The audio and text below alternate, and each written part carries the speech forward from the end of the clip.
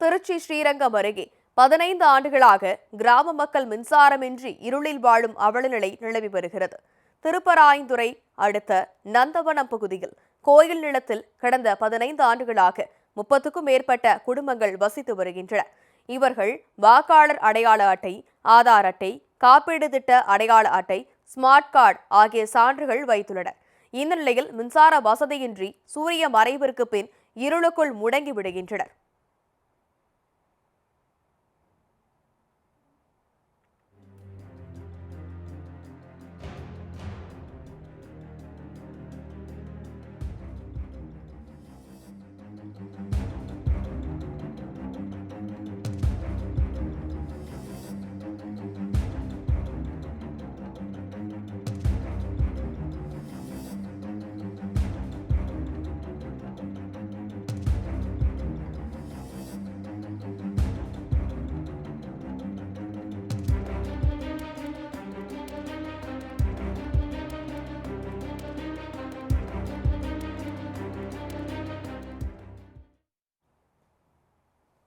கடந்த 15 ஆண்டுகளாக மின்சாரம் வழங்கப்படாமல் வெளிச்சமின்றி வாழும் இப்பகுதி மக்கள் காலை 6 மணி முதல் மாலை 6 மணி வரை மட்டுமே அனைத்து வேலைகளையும் செய்யக்கூடிய பரிதாப நிலையில் வாழ்ந்து வருகின்றனர்.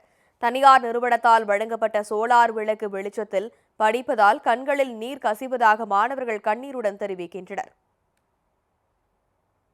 சார் வீட்டுக்கு பகலில் ஸ்கூல் போயிடுறாங்க, காலேஜ் போயிடுறாங்க, வந்து இருட்டாயிடுது, வேலையெல்லாம் முடிச்சுட்டு உட்காந்து படிக்கிறதுக்கு இருட்டாகிடுது. அப்படிங்கிறப்ப லைட்டு இல்லாமல் படிக்கிறது ரொம்ப சிரமமாக இருக்குது.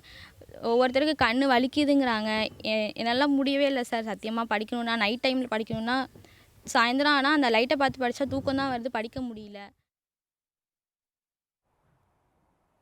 மழை காலங்களில் பாம்பு உள்ளிட்ட பூச்சிகள் வீட்டிற்குள் வந்து விடுவதால் இருளான நிலையில் உறக்க வராமல் அச்சத்துடன் பொழுதை கழிப்பதாக கிராம மக்கள் கவலையுடன் கூறியுள்ளனர்.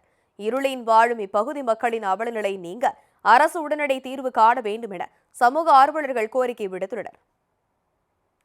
குழந்தைங்களுக்கு ஒரு பெரிய இன்ஃபீரியாரிட்டி காம்ப்ளெக்ஸ் வந்துடுது. ஏன்னா அவங்க வீட்டுக்கு ஸ்கூலில் இருந்து வரப்போ 6 மணி ஆகுது, கரண்ட்டு கிடையாது. கரண்ட் இல்லாதனால அவங்க சைக்காலஜிக்கலாக அஃபெக்ட் ஆகுறாங்க. மற்ற குழந்தைங்களோட கம்பேர் பண்ணுறப்ப இவங்க அரசாங்கம் லேப்டாப் கொடுத்துருக்காங்க, மொபைல் ஃபோன் வசதி செஞ்சு கொடுக்குறாங்க. ஆனால் இவங்க அதை வச்சு ஒன்றும் படிக்க முடியாதனால சைக்காலஜிக்கலாக அஃபெக்ட் ஆகிறாங்க. அவங்களுக்கு ஒரு பெரிய தாழ்வான மனப்பான்மை வந்துடுது. உலகத்தோடு அவங்கள கம்பேர் பண்ணுறப்ப ஒரு இன்ஃபீரியராக ஃபீல் பண்ணுறாங்க. போய் ஒன்று தெருவிளக்கில் பார்க்கணும், ஒரு மொபைல் ஃபோன் வச்சுக்கணும், சார்ஜ் பண்ணால் கூட பக்கத்து வீட்டுக்காரங்கள்ட்ட போய் கெஞ்ச வேண்டியதாக இருக்குது. அதனால் அந்த குழந்தைங்க அவங்களுக்குள்ளேயே புலங்கி ஒரு நெகட்டிவிட்டியாக சமுதாயத்துக்கு எதிர்ப்படையான நடவடிக்கை எடுக்கிற மாதிரி அவங்களோட எதிர்காலம் மாறுறதுக்கு நிறைய வாய்ப்பு இருக்குது.